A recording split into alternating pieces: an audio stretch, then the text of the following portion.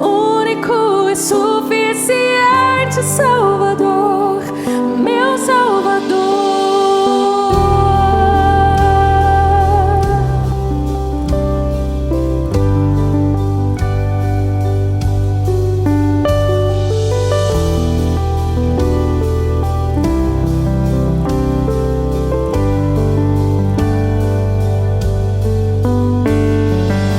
Minhas maldições Ele levou, Ele levou.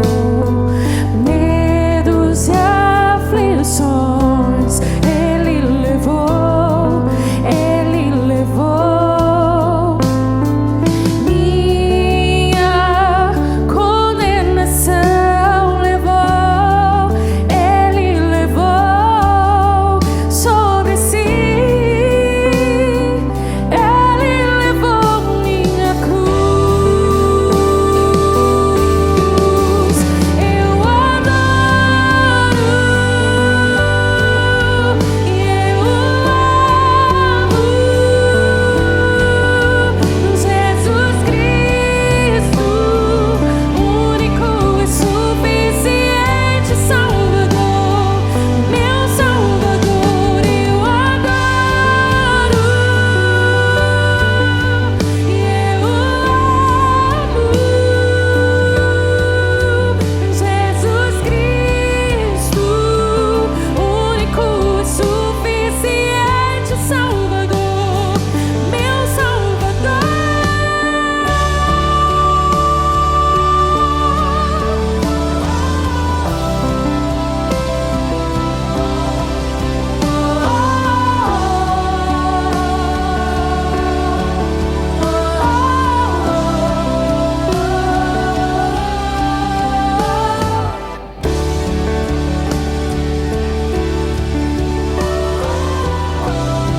Santo és o Cordeiro de Deus.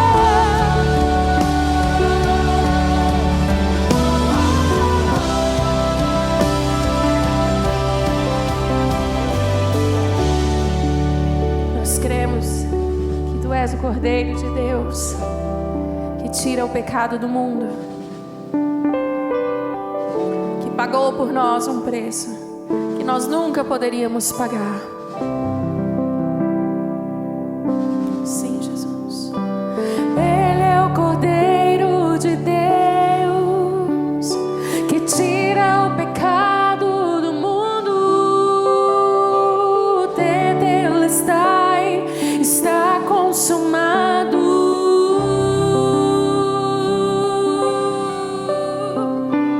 Ele é o Cordeiro de Deus, que tira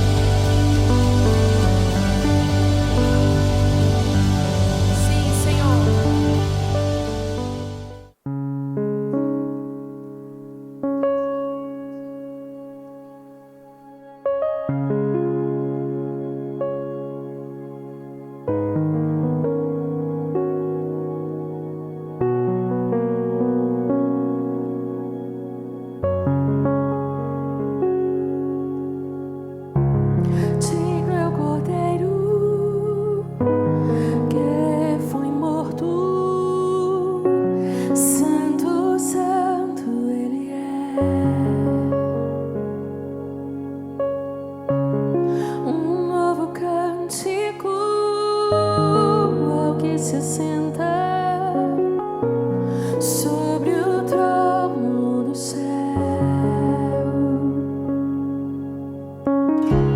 Santo, Santo, Santo, Deus Todo-Poderoso, que era e é e há de vir.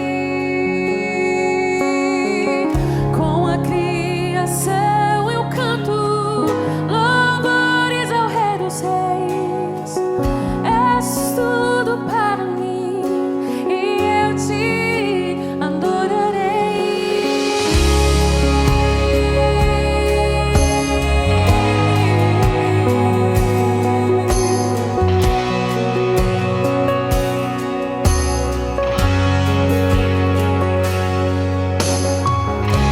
Está vestido do arco-íris, sons de trovão, luzes, relâmpagos, louvores, honra e glória, força e poder pra sempre, ao único Rei eternamente.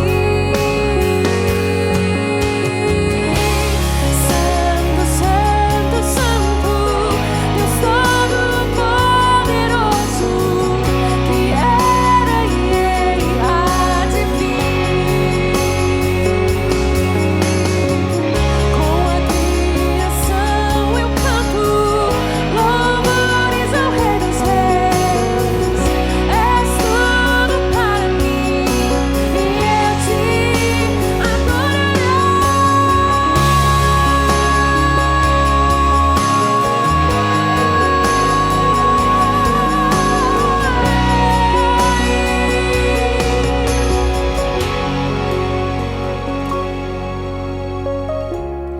maravilhado,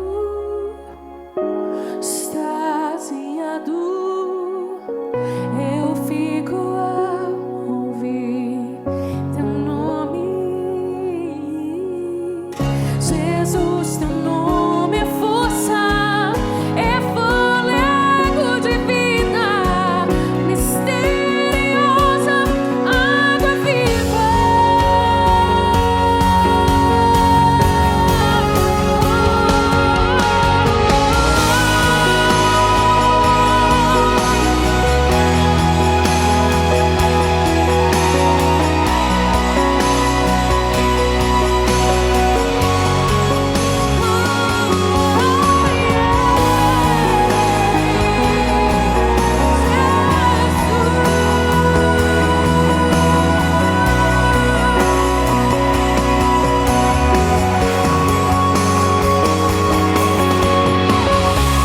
Santo, Santo, Santo, Deus Todo-Poderoso, que era e há de vir. Sobre as nuvens Ele há de vir. Com a criação eu canto louvores ao Rei dos Reis. És tudo para mim e eu te adorarei. Santo, Santo, Santo, Santo, Santo, Deus Todo-Poderoso, que era e há de vir. Com a criação eu canto louvores ao Rei dos Reis. És tudo para mim e eu te adorarei.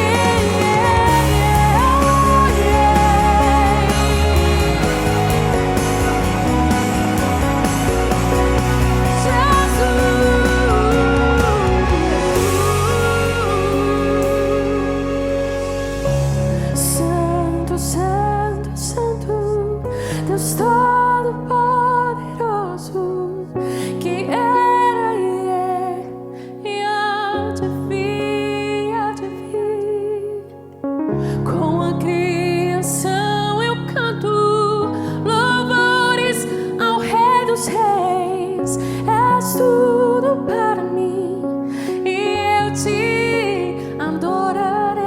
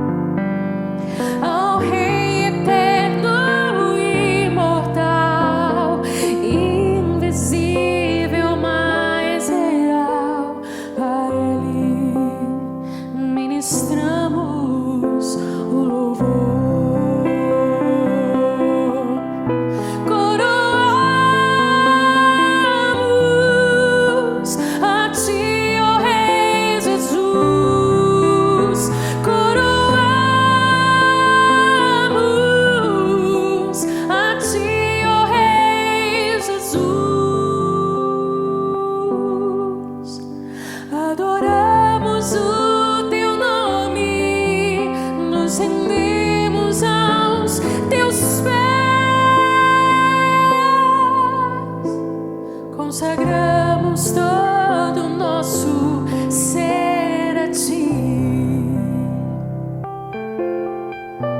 ao único que é digno de receber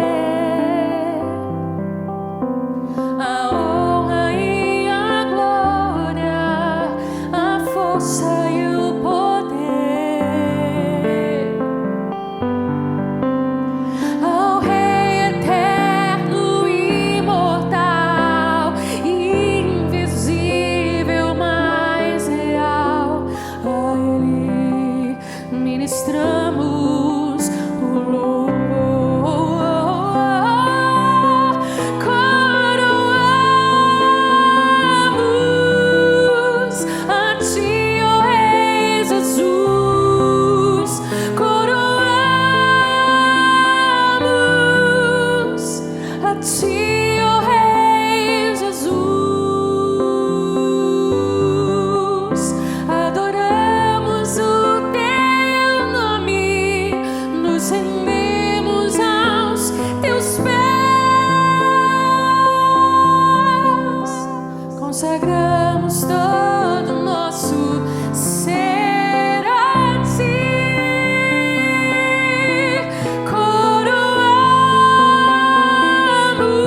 Coroamos a ti, ó Rei Jesus. Coroamos a ti, ó Rei Jesus. Adoramos o teu nome, nos rendemos aos teus pés, consagramos todo o nosso ser a ti. Te convido a cantar comigo mais uma vez. Coroamos, coroamos a ti, ó Rei Jesus. Coroamos a ti, ó Rei Jesus. Adoramos o teu nome, nos rendemos aos teus pés,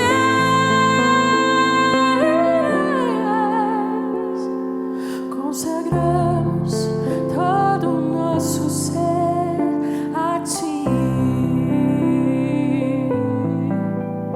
Consagramos todo o nosso ser a ti. Consagramos todo o nosso ser a ti.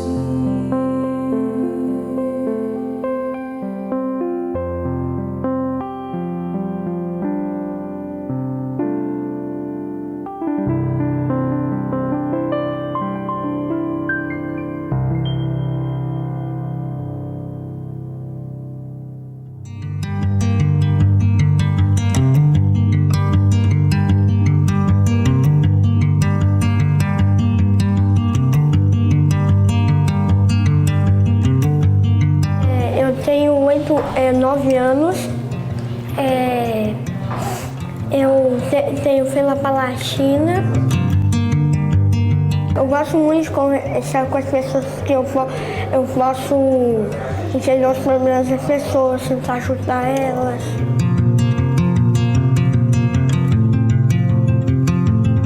Eu sou um ótimo aluno. Eu respeito a minha professora, eu estudo.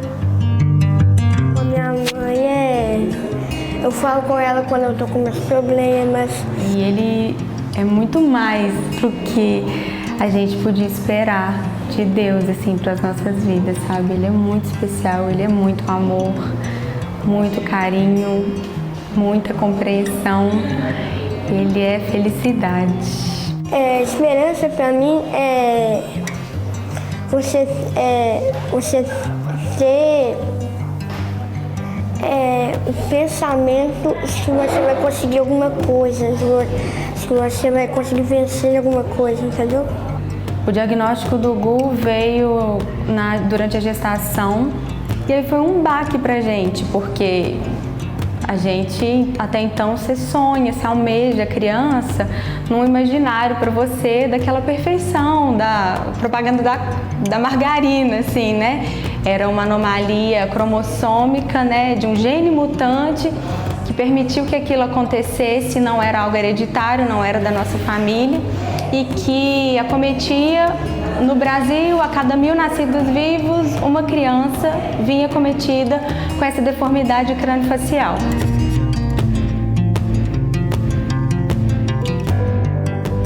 Amor, para mim, significa carinho, amizade.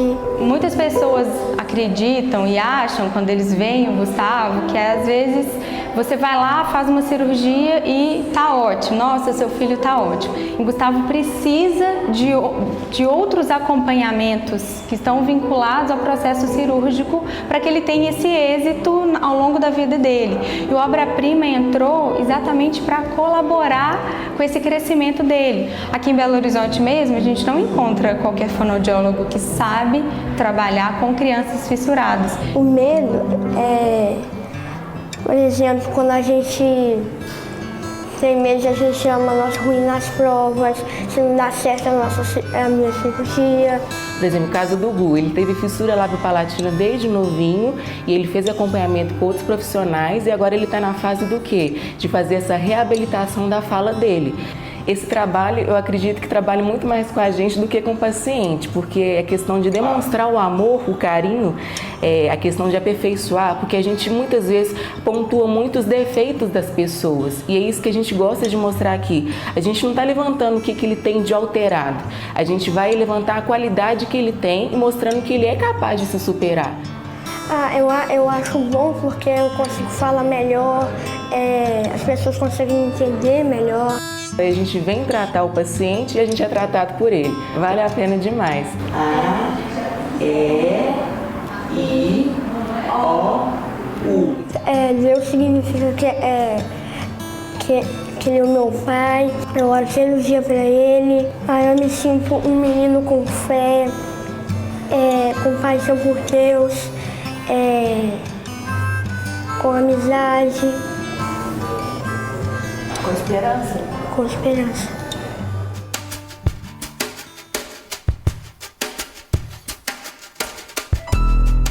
O Obra Prima nasceu com a necessidade de atender as famílias que têm filhos deficientes. Então, através do socorro e da misericórdia dessas famílias que têm filhos deficientes, nós alcançamos hoje famílias e quase 60% não são famílias cristãs ainda.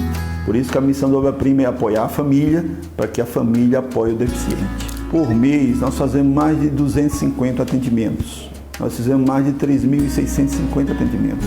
Nós temos uma reunião mensal todo primeiro sábado do mês, onde nós trazemos sempre uma palavra evangelística, mas uma palavra motivadora, uma palavra para motivar o coração dessas famílias, sempre levando elas para Deus, que é cuidar sem olhar a quem, que é abraçar sem excluir.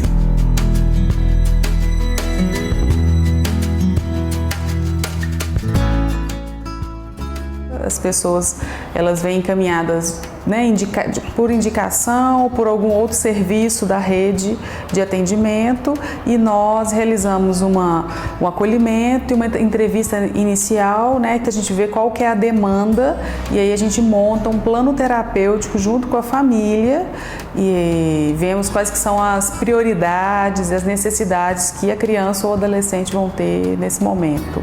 Para mim significa uma alegria, né? Porque nós entendemos mesmo que o nosso trabalho, Deus nos escolheu, né, com uma missão. Então os profissionais aqui com as suas virtudes, né, as suas formações, estão contribuindo aí para o crescimento de crianças, adolescentes.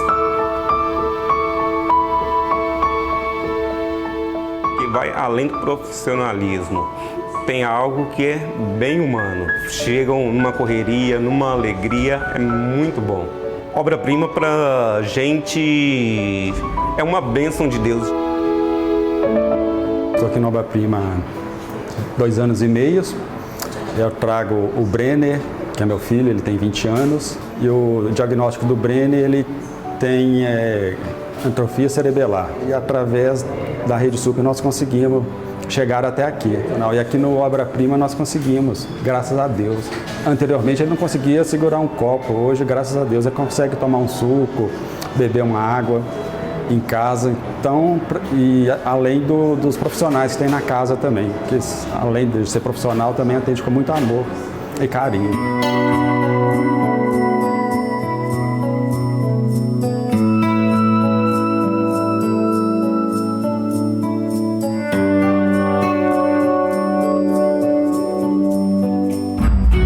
Obra-prima para a nossa família é assim, é competência, é profissionalismo. Eles têm profissionais extremamente capacitados, eles têm uma estrutura toda montada, né, para receber essas crianças. E aqui tem acolhimento. Eles acolhem a gente muito bem, eles estão sempre dispostos, sempre abertos a receber a gente e com amor. Nós temos um projeto de ampliar, de multiplicar a obra-prima para cada lagoinha, para cada estado. A nossa oração é que o Espírito de Deus sopre dos 4 cantos e leve essa mensagem para os 4 cantos da terra, como é a missão de Lagoinha, ser uma inspiração.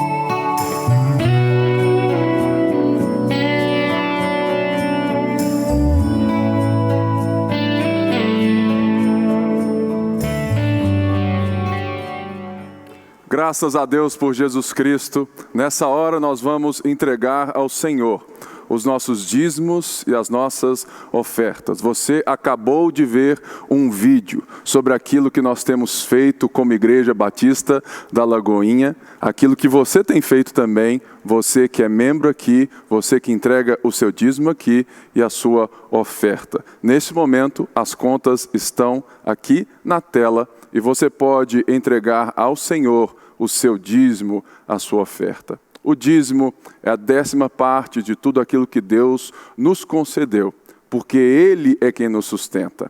Nós damos a Ele e nós damos uns aos outros, porque justamente entendemos que somos parte da família de fé. E a oferta é também um princípio de generosidade que nós damos diante daquilo que Deus coloca no nosso coração. Então, entregue ao Senhor o seu dízimo, a sua oferta, em nome de Jesus.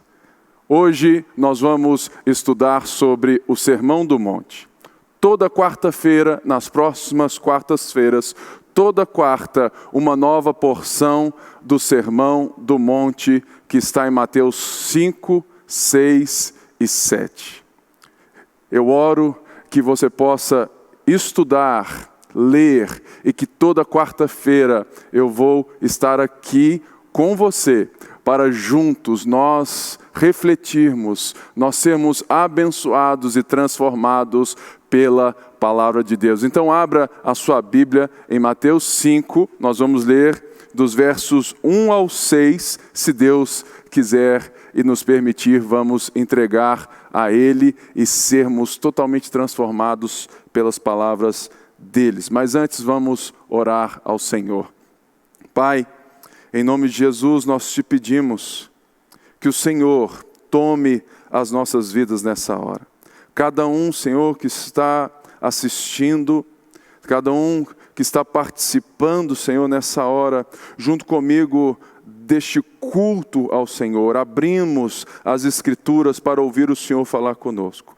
Toma a nossa vida nessa hora, toma cada família, toma cada um, Senhor, toma cada membro da nossa igreja e cada um que nos assiste também em todos os cantos desse Brasil e do mundo. Nós pedimos a Tua graça, o Teu favor, que o Senhor nos dê, Senhor, a unção que quebra todo jugo, que quebra tudo aquilo que precisa ser quebrado, a começar do nosso coração. Te pedimos em nome de Jesus, amém e amém. Vendo as multidões, Mateus 5, verso 1, Jesus subiu ao monte e se assentou. Seus discípulos aproximaram-se dele e ele começou a ensiná-los dizendo: Bem-aventurados os pobres em espírito, pois deles é o reino dos céus. Bem-aventurados os que choram, pois serão consolados. Bem-aventurados os humildes, pois eles receberão a terra por herança. Bem-aventurados os que têm fome e sede de justiça, pois serão fartos.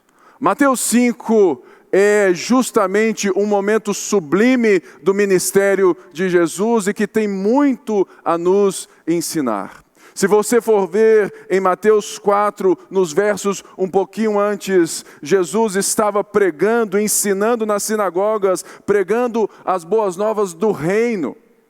Ele curava os enfermos, ele expelia demônios, ele tinha um ensino de autoridade como nenhum outro. E por isso, Jesus já era muito famoso. As pessoas buscavam vê-lo, as pessoas buscavam nele alguma coisa, e principalmente a multidão que afluía para perto de Jesus, eles estavam ali por um motivo, porque ali havia um homem que estava fazendo milagres, curando os enfermos, ali havia um homem que ensinava com autoridade. E a Bíblia diz que, vendo as multidões, Jesus subiu ao monte. Você sabe qual é a diferença entre a multidão e o discípulo? Porque aqui nós vamos ver que Jesus vai iniciar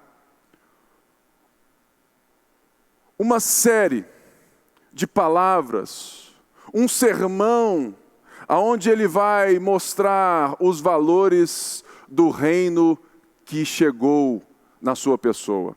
Porque ele já havia dito: arrependam-se, porque é chegado o reino de Deus. E Jesus então, quando ele vê as multidões, ele percebe que ele está sendo, de fato espremido, que o nome dele, a figura dele, os ensinamentos deles, os milagres que ele tem feito, estão causando, muita coisa, muito falatório e muita gente. Jesus, vendo a multidão, ele sobe ao monte de uma maneira que nos lembra quando Moisés subiu ao monte para receber de Deus as leis, para receber de Deus aquilo que era próprio do povo de Deus. Mas agora Jesus vem, o Verbo encarnado chega, ele tabernaculou no nosso meio, segundo João 1,14, o Verbo se fez carne e habitou entre nós, e agora a multidão precisa de um direcionamento, porque toda multidão, ela não está buscando os valores da pessoa que ela corre atrás. Toda multidão, ela quer ser fornecida, quer ser suprida por aquilo que Jesus fazia. Eles buscavam serem supridos pelos milagres, pelas curas, daquilo que Jesus estava fazendo. Então Jesus, vendo a multidão, ele percebe que ele precisa ensiná-los os valores do reino que chegou. Talvez você, nessa noite, também está nessa encruzilhada da sua vida com Deus, que você não sabe qual é a diferença entre ser parte de uma multidão que muitas vezes lotam as nossas igrejas, mas que se relacionam com Deus, se relacionam com Jesus somente por aquilo que Ele pode dar, e a diferença de ser um discípulo de Jesus. Jesus, vendo as multidões, ele sobe no monte. E ele vai falar de um assunto importante, porque Jesus aqui, ele está prestes a anunciar como um rei que vai falar sobre os princípios, sobre os valores, que vai falar sobre a cidadania do seu reino. Que diferentemente daquele povo que se achava, dos religiosos que se achavam totalmente meritórios, que tinham valor das regras que eles buscavam obedecer pela lei mosaica, Jesus começa agora ensinando algo que é diferente de tudo o que a multidão gostaria de ouvir. E Jesus vai nos ensinar uma das coisas que o mundo mais anseia. Ele diz, bem-aventurados. Bem-aventurados é a mesma coisa que dizer felizes. Felizes são aqueles que... O mundo de hoje, e sempre foi assim, as pessoas sempre buscaram e ainda buscam o prazer, a felicidade. A grande verdade é que todo mundo quer ser feliz, não é verdade? A grande verdade é que todo mundo busca concretizar alguma coisa, busca na felicidade como se ela fosse um fim em si mesmo. E Jesus aqui, aproximando-se, vendo as multidões com os seus discípulos, ele começa a ensinar a verdadeira felicidade. E uma das coisas mais lindas que nós vamos ver é que Jesus coloca totalmente a diferença entre os padrões de felicidade do mundo, daqueles que não vivem dentro do reino de Deus, e ele coloca também aqui as características daqueles que são do reino, daqueles que fazem parte dessa nova vida em Cristo, do reino de Deus, que são filhos de Deus. Porque bem-aventurados aqui quer dizer justamente um termo feliz, mas não apenas a felicidade circunstancial, que eu chego, que eu me alegro, que eu vibro, não essa felicidade do meu time de futebol, que sabe que ganhou hoje, então eu estou feliz, ou daquele dia bom do casamento, do namoro, da igreja, que você recebeu a promoção no trabalho. Não é esse estado emocional. Jesus está usando, e essa palavra tem tudo a dizer, bem-aventurados num sentido de plenitude da vida, de plenitude com Deus, com todas as coisas, de concretização real da história.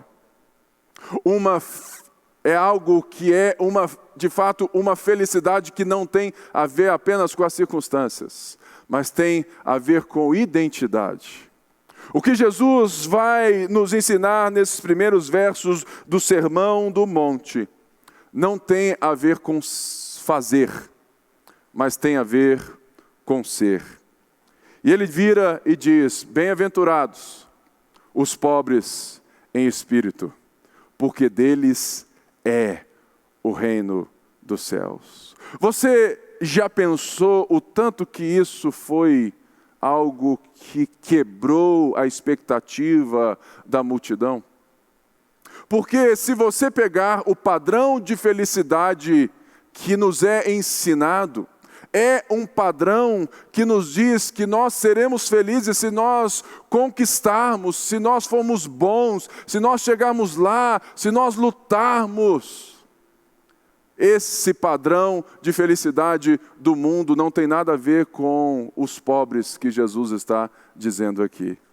Jesus está quebrando toda a estrutura de pensamento que diz que você é bom, que o homem consegue em si mesmo resolver a sua própria vida, a sua própria história, que ele consegue em si mesmo conquistar o seu espaço, construir o seu próprio império. Jesus está dizendo, olha, feliz de verdade, a felicidade segundo o meu reino, a felicidade desse reino que eu sou o rei, cheio de graça e de verdade, a felicidade começa com aqueles que são pobres em espírito. O que Jesus quer dizer com isso? A primeira coisa que Jesus quer dizer não é justamente algo que significa pobreza material. Jesus está dizendo sobre o nosso reconhecimento de uma necessidade que Ele chegou para anunciar quando Ele diz, arrependei-vos, arrependam-se, porque é chegado o reino de Deus. O mundo diz que se eu trabalhar muito, se eu correr atrás, se eu me qualificar, se eu buscar uma força interior, eu vou chegar lá. O que Jesus está dizendo é o contrário. Jesus está dizendo, olha, se você se reconhecer necessitado, em falta, incapacitado de viver aquilo que você foi criado para viver, bem-aventurado você é. porque você entendeu que você não é um Deus em si mesmo, você não é alguém que tem o poder de se realizar porque você precisa de Deus. Você precisa voltar ao Criador. Então Jesus está fazendo esse discurso de olho em duas coisas. Uma, Jesus está dizendo quais são as características dos filhos de Deus. Jesus está dizendo que, olha, felizes são aqueles que não querem ser independentes, autossuficientes. Jesus está dizendo que felizes são aqueles que entendem que são dependentes de Deus. Dependentes de Deus, da graça de Deus, do favor de Deus. Felizes são aqueles que olham para si e falam como Paulo falou em Romanos 7, quando ele fala, olha, o que eu quero eu não faço. Miserável homem que sou. Ou seja, Jesus está dizendo, olha, felizes de fato são aqueles que reconhecem que precisam de um auxílio do alto, porque deles é. Jesus está dizendo, aqueles que se reconhecem pecadores, necessitados, eles serão. Não, eles não serão, eles já são parte do reino de Deus. Será que você pode entender essa realidade? Porque Jesus está dizendo que a característica dos filhos de Deus não é a independência, a autossuficiência, a característica das pessoas do seu reino é uma interdependência e uma dependência total do Senhor. Como está a sua vida neste momento? Que tipo de felicidade você tem buscado, achando que de fato a sua independência trará felicidade? Jesus está dizendo, olha, felizes, muito felizes, são aqueles que enxergam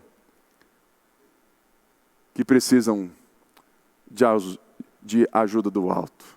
Felizes são aqueles que não querem construir os seus próprios impérios pela sua própria força. Felizes são aqueles que enxergam que, pela força do seu braço, eles vão conquistar algumas coisas, mas eles jamais chegarão à plenitude da criação de Deus como a identidade do povo.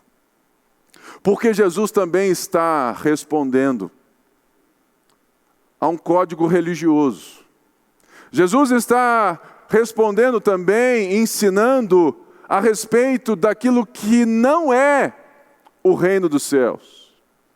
Porque ele diz que quando nós somos pobres em espírito, nós estamos dizendo que não é pela força do nosso braço.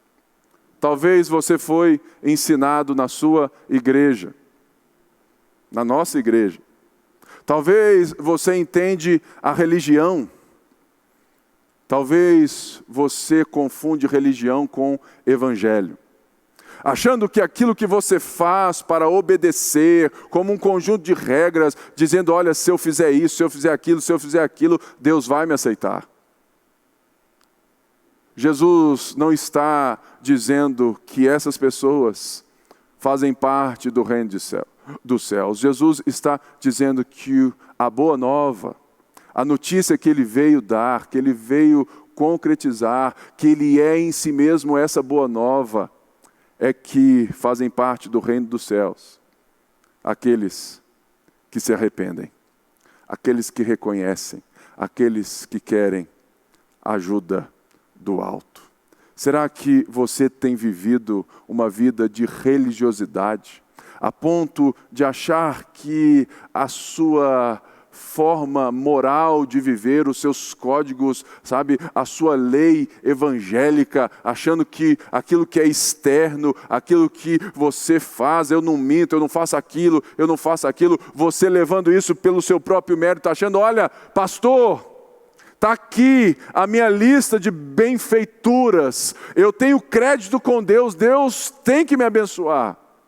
Quantas pessoas chegam até nós dizendo assim, pastor, eu não estou entendendo por que eu perdi o emprego. Eu não estou entendendo por que eu estou doente, se eu entrego o dízimo todo mês na igreja. Essas pessoas, elas não entenderam o coração do Evangelho. O que Jesus está dizendo que feliz é quem é e não compreende a sua identidade a partir daquilo que faz. Jesus está dizendo que quem é pobre de espírito reconhece que precisa ter a sua identidade ressignificada, reencontrada, não pela força do seu braço, mas pela graça de Deus que chegou com seu Filho amado. Bem-aventurados os pobres de espírito. Bem-aventurados aqueles que estão buscando novamente se reencontrar. Bem-aventurados aqueles que estão buscando novamente a sua identidade, não por aquilo que fazem, mas por aquilo que Deus nos criou para ser. Por isso, em um mundo do pecado, onde nós escolhemos viver a nossa própria história, a nossa própria vida, Jesus está falando, olha, o reino dos céus é daqueles que querem fazer parte de algo que Deus criou desde o princípio, mas que o homem rejeitou, dizendo, olha, deixa que eu dou conta dessa parada que Deus, eu quero agora construir a partir de mim mesmo. E é por isso que nós sofremos, é por isso que nós vemos injustiças, é por isso que nós passamos por cima uns dos outros, porque nós estamos querendo ser felizes às custas das felicidades das outras pessoas. Bem-aventurados aqueles que se reconhecem e que buscam em Deus a sua identidade e não aquilo que eles fazem como a sua identidade. Talvez você se gaba porque você é formado em alguma coisa. Você é médico, advogado, bem-sucedido, você é um teólogo, um professor, e você acha que isso te confere identidade. Querido, o que Jesus está dizendo, olha, bem-aventurados aqueles que voltam, aqueles que estão recebendo, aqueles que estão participando de um reino que o rei lhes confere identidade e não aquilo que você faz. Por quê? Porque deles é o reino dos céus. O reino dos céus aqui tem esse sentido de um reino diferente. Um reino diferente dos reinos desse mundo. Um reino que está vindo, que é chegado pela pessoa de Jesus com uma nova ótica que vai nos restaurar a essência da criação do livro de Gênesis, quando Deus nos criou, nos dando identidade, valor e propósito. Que Deus possa encontrar em nossos corações nessa noite, que Ele possa encontrar na nossa vida, na nossa história, que Ele possa nos encontrar totalmente pessoas que aprenderam a dependência, aprenderam a compartilhar, aprenderam que o reino de Jesus é um reino de paz, equidade, justiça, que Jesus é diferente dos reinos desse mundo. No verso 4 diz assim, bem-aventurados aqueles que choram. Bem-aventurados os que choram, pois serão consolados. O que Jesus está dizendo aqui é justamente algo maravilhoso, no sentido de que cada bem-aventurança é um degrau para a próxima. Cada coisinha que ele vem e fala é justamente estabelecendo as características das outras coisas. Primeiro, faz parte da essência de um cristão ser pobre de espírito. Faz parte da característica de um cristão por saber que ele necessita de transformação, que ele necessita de algo que ele mesmo não pode resolver, chorar. Eu vivi a minha vida toda dizendo que chorar é coisa de fraco. E hoje eu tenho certeza. Você fala assim, como, Pipe? Pois é, Hoje eu tenho certeza. Porque quando eu sou fraco, é que eu sou forte. Porque sendo fraco, sendo pobre de espírito, Deus me faz forte.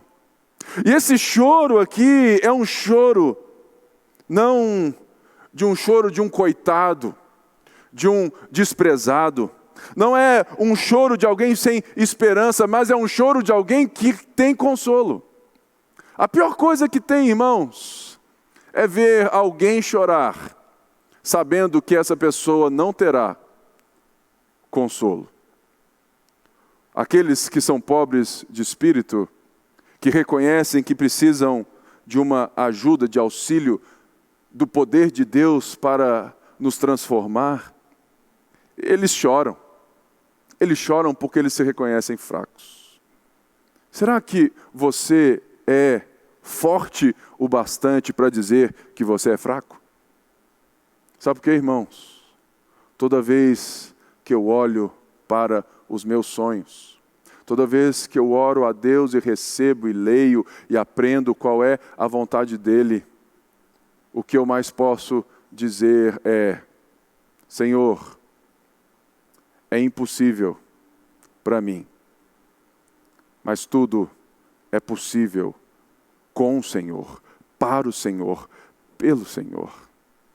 O choro do cristão é um choro de alguém que quer ser conformado à imagem do Filho. É um choro de quem se vê totalmente aquém, mas que tem tanta fome e que quer e que chora não apenas por causa da sua mazela, mas pelas mazelas dos outros, pela pobreza, pela toda essa corrupção. O cristão é alguém que é totalmente insatisfeito com a condição desse mundo vigente. Se você está muito satisfeito neste mundo, se ele te abraça muito bem, se ele é muito confortável para você, se a pobreza não te incomoda, se a sua mentira não te incomoda, sabe, se aquilo que passa dentro de você, que você não externa para ninguém, se isso não te incomoda, você tem que voltar lá no pobre de espírito para que você consiga chorar. Irmãos, certa vez, ou sempre, eu escuto de pessoas que falam mal de mim. Porque todo pastor, toda pessoa pública, tem gente que adora e tem gente que não gosta tanto assim, não é verdade? E uma das coisas que eu aprendi no livro do Tim Keller é que quando as pessoas falam mal de você, elas estão apenas dizendo uma parte de algo que é muito pior. Porque se as pessoas tivessem condição de enxergar os pensamentos que passam pela sua mente, as vontades que passam pelo seu coração, querido, eu aprendi a não ligar tanto assim às críticas, porque eu sou muito pior que elas. E por isso que eu choro. Não que eu seja desqualificado. Não que eu não viva a vida que Deus tem para mim, mas que eu sei os pensamentos que muitas vezes eu tenho e eu choro pedindo misericórdia a Deus. Misericórdia, misericórdia. O religioso, ele não se interessa com isso, ele não chora por isso, porque o religioso, ele vive justamente pelo externo. O que Jesus está dizendo é que bem-aventurados os que choram, porque os que choram, os pobres de espírito, eles não olham para o externo, eles não olham se a blusa está bonita, a calça está chique, a barba está legal, eles olham para a condição do coração, eles olham para o ser e não para o ter. O que Jesus quer transformar o nosso coração nessa noite é justamente isso, meus irmãos, que Jesus quer trabalhar a inversão dos valores da nossa sociedade. A sociedade diz: se você faz, se você é bom, se você conquista, você é importante. Jesus diz: você é importante. Você foi feito à imagem e semelhança de Deus. Por isso, ser antecede o fazer. Que você possa tomar essa verdade e chorar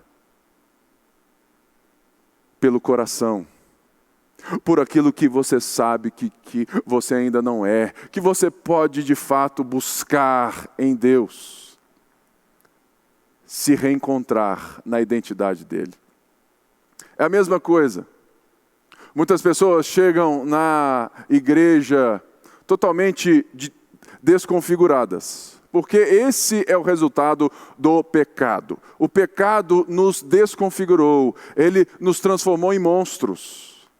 O que Jesus está dizendo aqui não é, ou seja, não são as características de um super crente.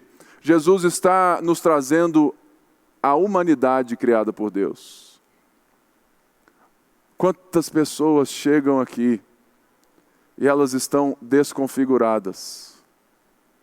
Elas agem como os bichos. Elas pensam que são diferentes daquilo que são. A única coisa que a Bíblia nos ensina é que as palavras de Jesus estão nos chamando para vivermos. É justamente para voltar à humanidade plena, criada por Deus. Não para sermos super espirituais, místicos, sobrenaturais, não. Jesus chama a uma espiritualidade que é pautada no viver da sobriedade, do viver com responsabilidade, uma humanidade.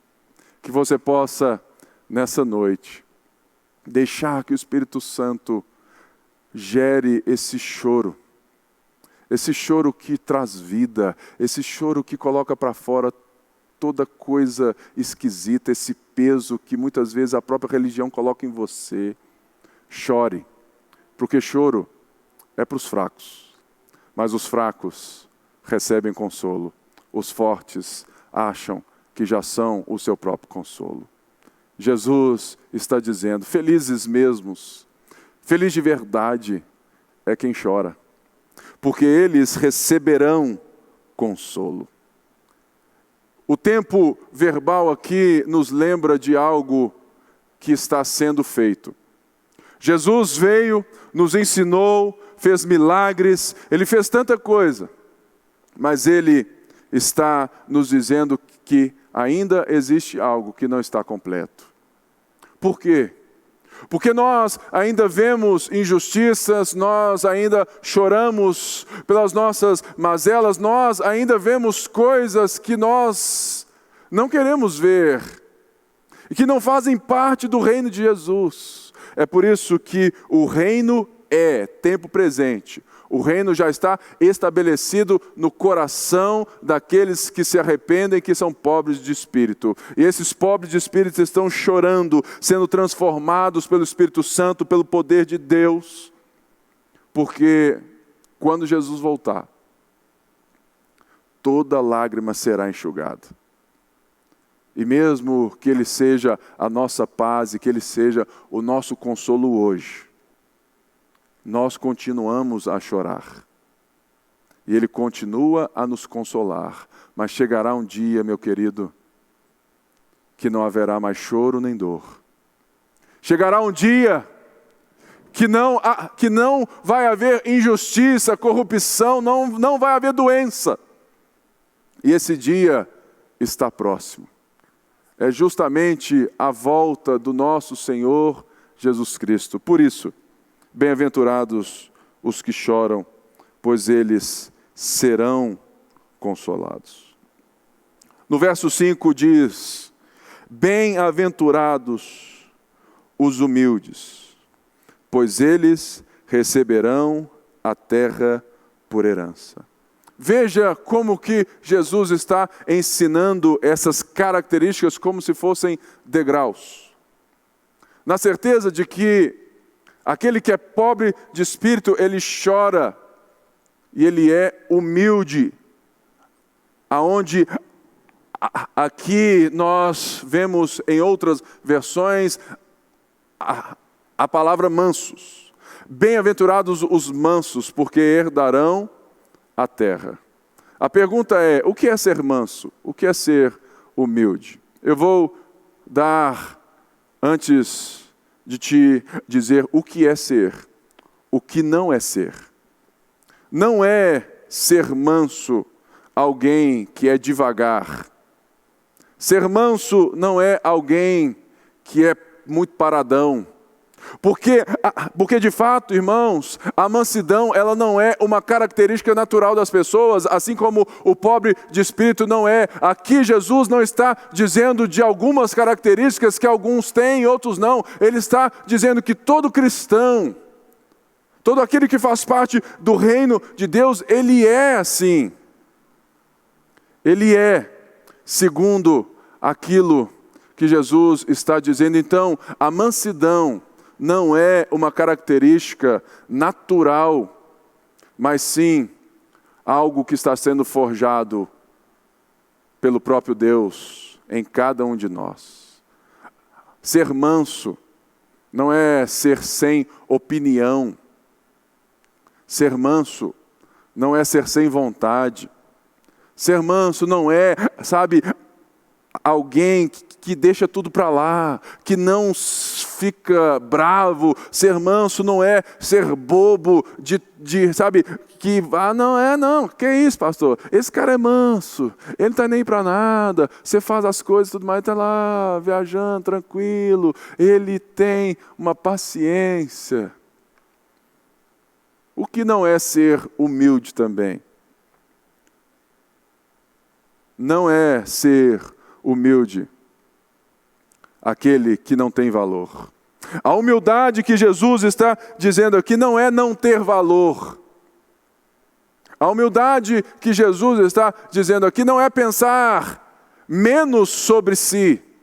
Humildade não é pensar sobre si menos. Não é pensar menos sobre si.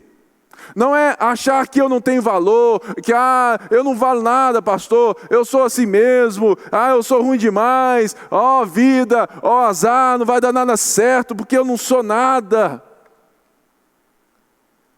Ser humilde não é ter baixo autoestima.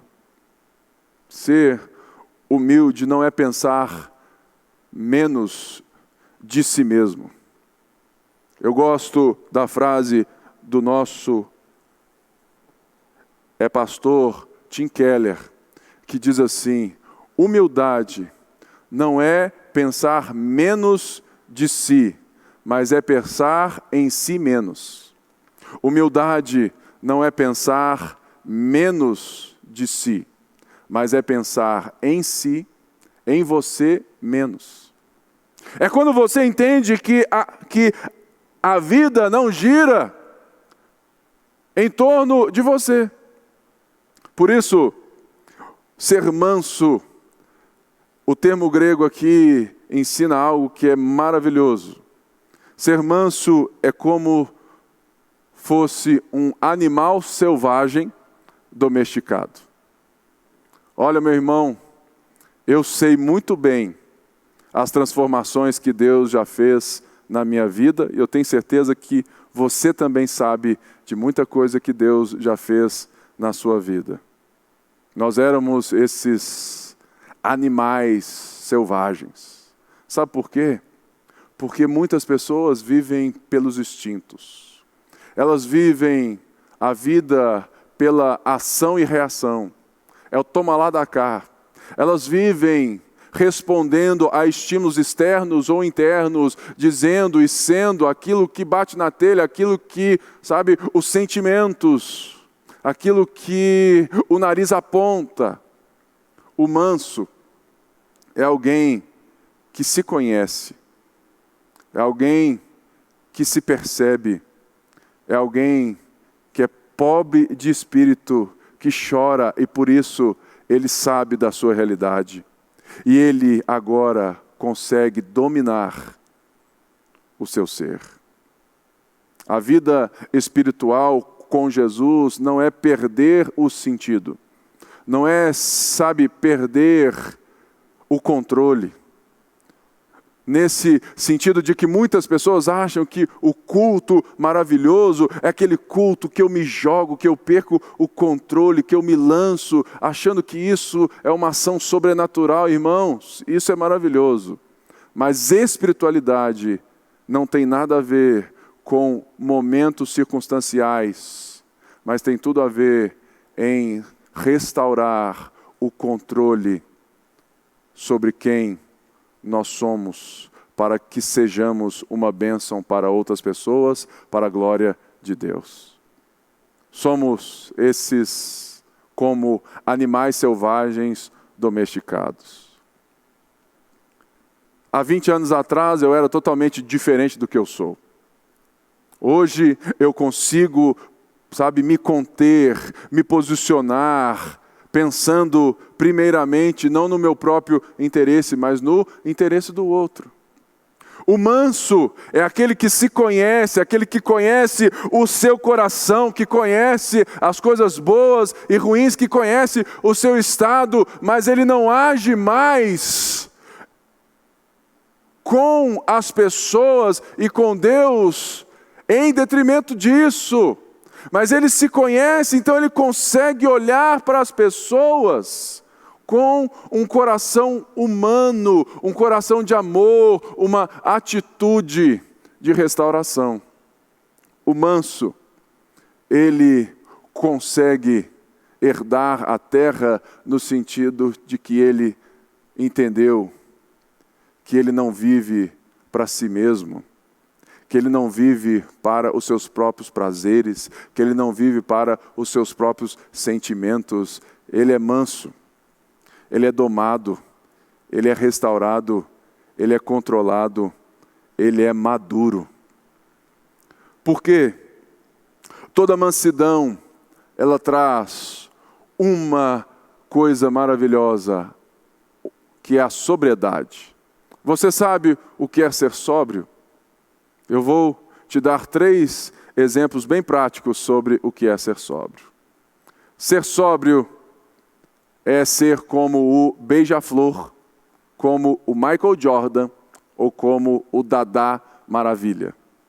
O Beija-Flor, ele se nutre parando no ar.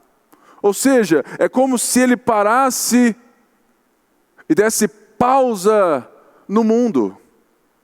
No tempo, ele pausa o tempo porque ele para no ar e ele fica lá se nutrindo. Ele, por parar no ar, é como se ele desse pausa nas circunstâncias. O Michael Jordan, não sei se você se lembra dele, é da época dele. O Michael Jordan é talvez o maior jogador de basquete de todos os tempos. Ele tinha a habilidade de subir para fazer a cesta, enterrar e parar no ar.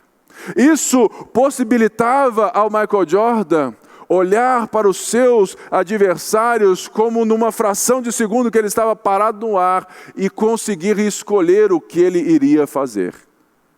E eu sei que se você é mineiro, atleticano, assim como eu sou, você se lembra do Dadá Maravilha.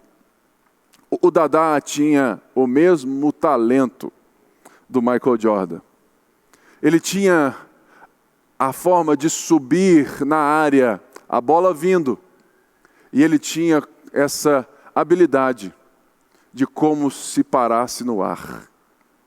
A sobriedade é como o Dadá, como esse Michael Jordan, é a nossa capacidade de darmos pausa no tempo, nas circunstâncias, e escolhermos, e vivermos, e amarmos as pessoas, não pelas circunstâncias, não por aquilo que elas me afetam, não pela reação que eu tenho emocional, mas pelo domínio, pela mansidão, aonde eu paro, eu sou sóbrio, eu não sou afetado por nada, e eu escolho a partir da necessidade do outro, eu escolho para amar o outro, é diferente. Será que nós somos sóbrios? Será que nós somos sóbrios nas nossas relações? Será que nós temos que chorar um pouco mais para que Deus nos faça mais mansos? Mais mansos.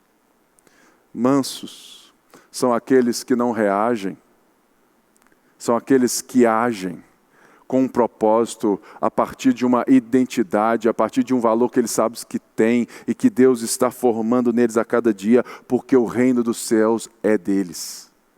Eles não precisam conquistar pela força, eles não precisam chegar e se impor, porque eles já sabem quem eles são. Ou seja, sendo pobre de espírito, eu reconheço a graça, o favor de Deus, eu estou me reconfigurando pela identidade de sermos imagem e semelhança de Deus. Por isso eu entendo o processo de santificação, por isso eu choro, eu quero ser de fato como Ele, eu quero ser transformado, porque eu enxergo em mim algo diferente do que eu enxergo em Jesus. E por isso Jesus me faz manso, no sentido de que agora eu sou novamente capaz de amar as pessoas, sem buscar delas uma retribuição. Eu sou capaz de viver a vida, de trabalhar, de cultivar a terra, os relacionamentos sem reagir às circunstâncias, aos ímpetos, àquilo que a minha carne deseja. Olha só,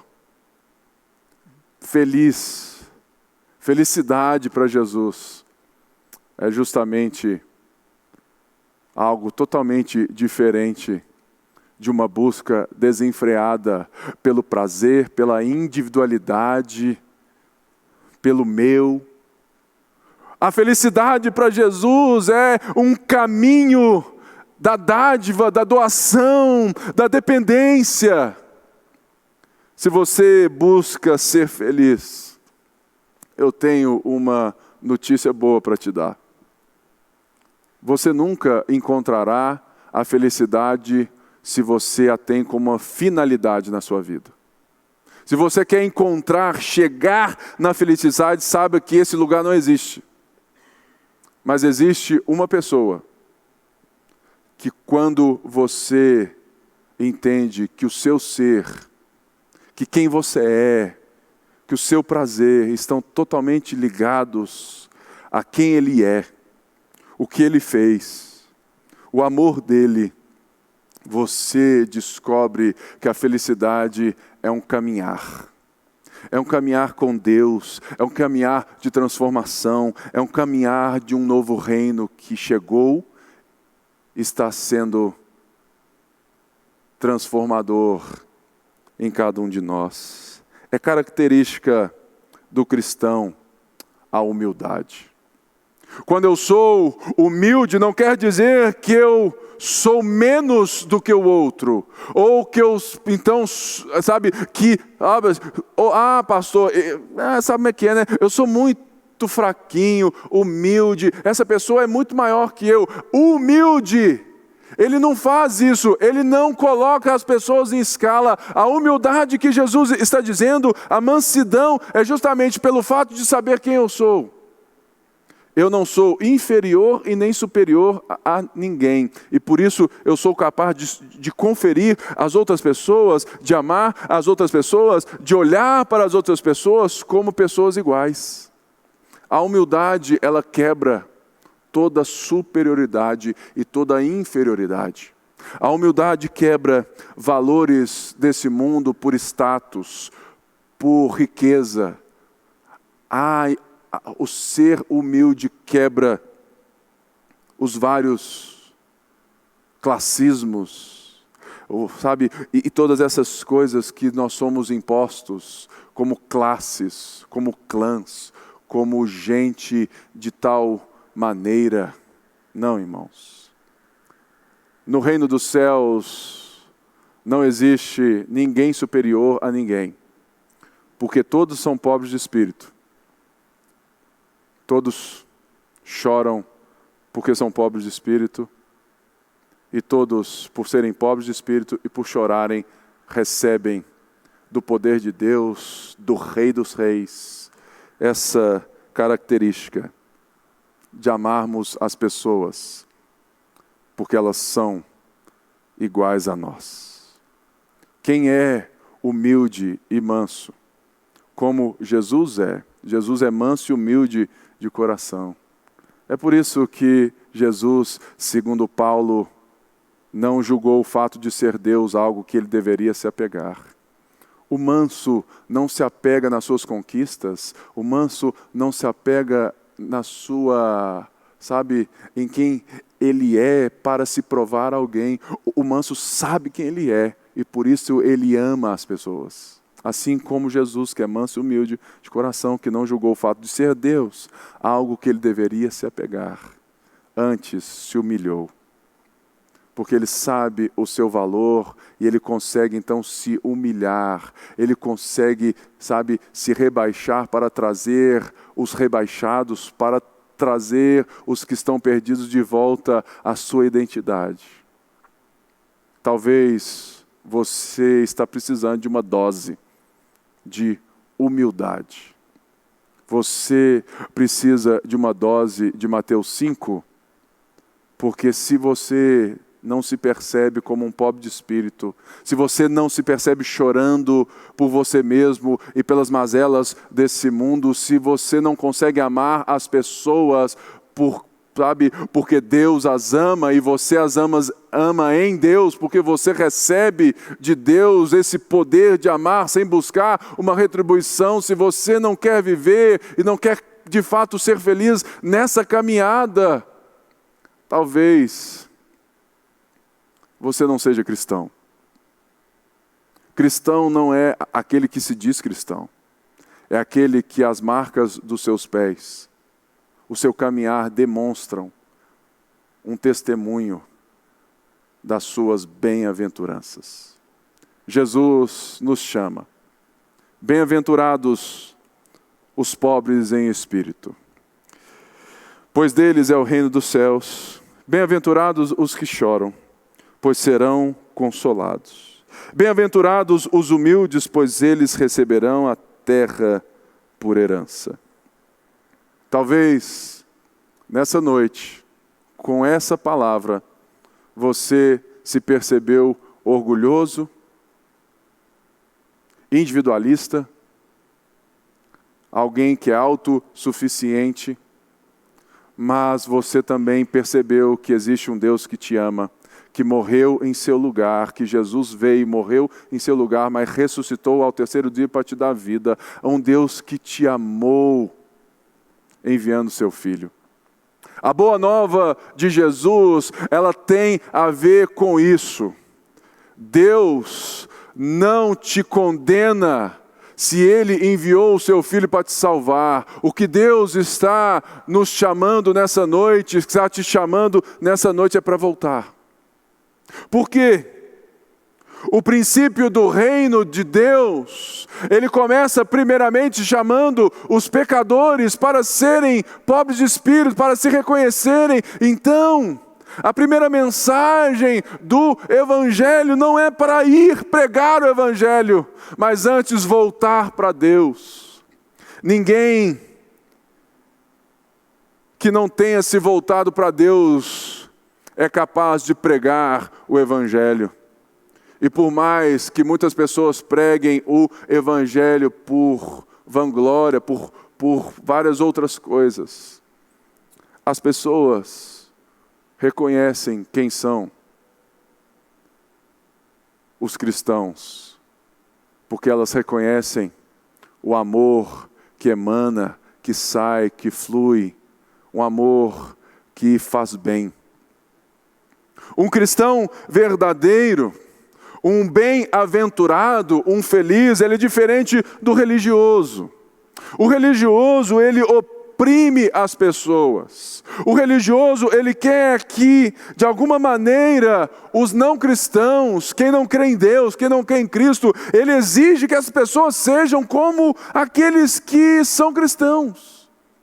Meu querido, só é capaz de ser feliz dessa maneira quem crê que Jesus é quem Ele diz que Ele é. Por quê? Meu irmão, isso aqui não é um conjunto moral do reino de Deus. Isso aqui são as características essenciais de quem vive com Deus e tem o prazer nele. E talvez você não tenha esse prazer, mas hoje você pode passar e colocar a sua esperança, a sua fé em Jesus Cristo.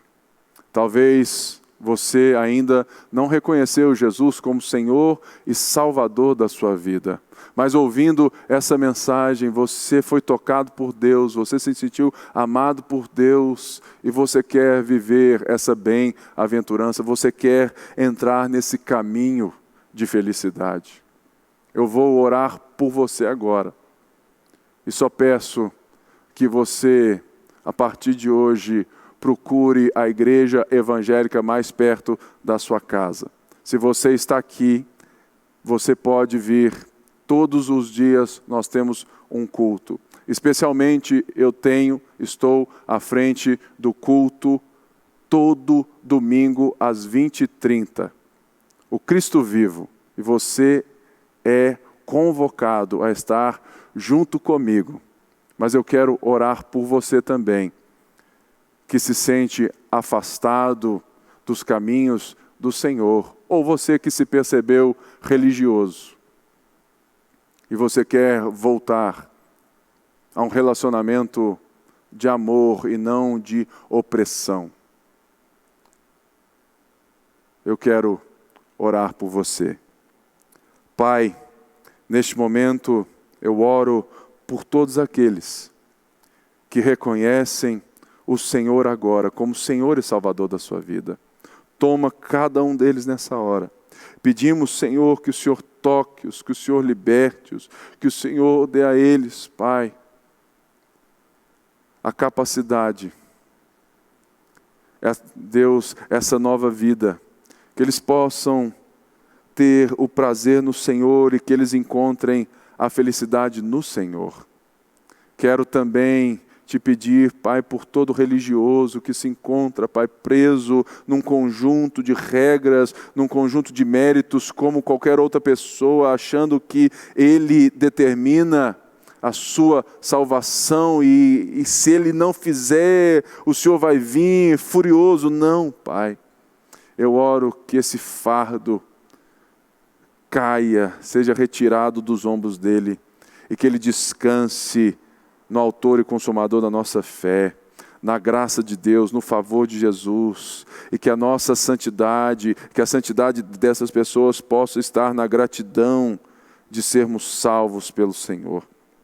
Abençoamos também aqueles que voltam aos teus caminhos, pedindo, Pai, que eles reencontrem uma família de fé, de amor, de abrigo, que os traga novamente para perto do Senhor.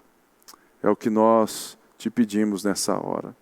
Se você está agora, eu quero que você faça uma coisa.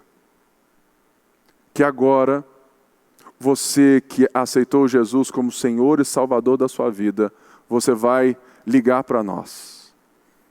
A partir de agora, os números estão aqui na tela, você vai ligar para o nosso telefone da paz. Nós temos uma equipe preparada para orar por você, para aconselhar você, para direcionar você. Ligue agora, nós vamos orar por você e abençoar você. Talvez você não possa ligar agora, mas nós temos um outro meio de chegar até você. Você vai nos enviar um e-mail para quarta@lagoinha.com. quarta@lagoinha.com. Envia e fala assim: Pipe, eu quero Jesus na minha vida, eu quero voltar, eu quero viver esse caminho, eu quero fazer parte desse reino. Nós vamos responder você, direcionar você, abençoar você, em nome de Jesus. Toda quarta-feira nós temos um tempo inédito para ensinarmos, para refletirmos, para aprendermos mais daquele que é manso e humilde de coração. Até a próxima quarta, no Quarta na Palavra, série Sermão do Monte. Deus te abençoe.